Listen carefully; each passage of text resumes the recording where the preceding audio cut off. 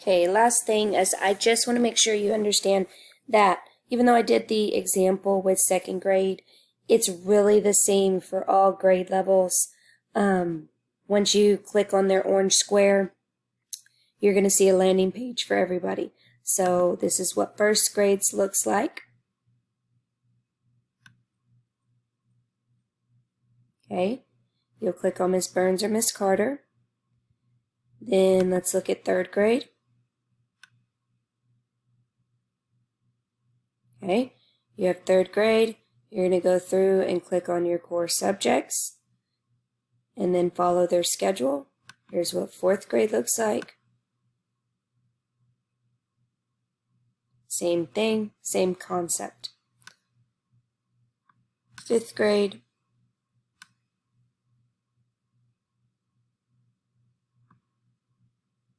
And sixth grade. Since they all look so similar, just make sure you look over here in this corner box on the cabinet, and that will tell you what grade levels page you're on. If you have multiple children in the home that are in different grade levels, you can tell if they're on the right page by doing that. Each Chromebook is set up specifically to that student, so they only have access at the bottom of their screen to what they need. The last thing that I want to talk about, just so that you are aware, is the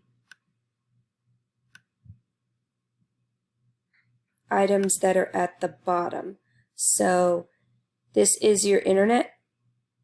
Then we have our orange box, that's our landing page. This little square right here likes to give us some trouble. That's actually Discovery Ed. Sometimes the picture doesn't pop up.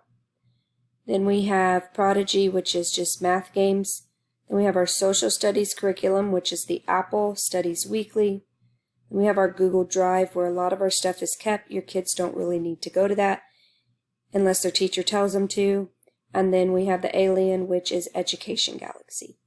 Your kids are logged into all these programs already. If they do get logged out, you can find their username and password in the envelope that you were given at Open House.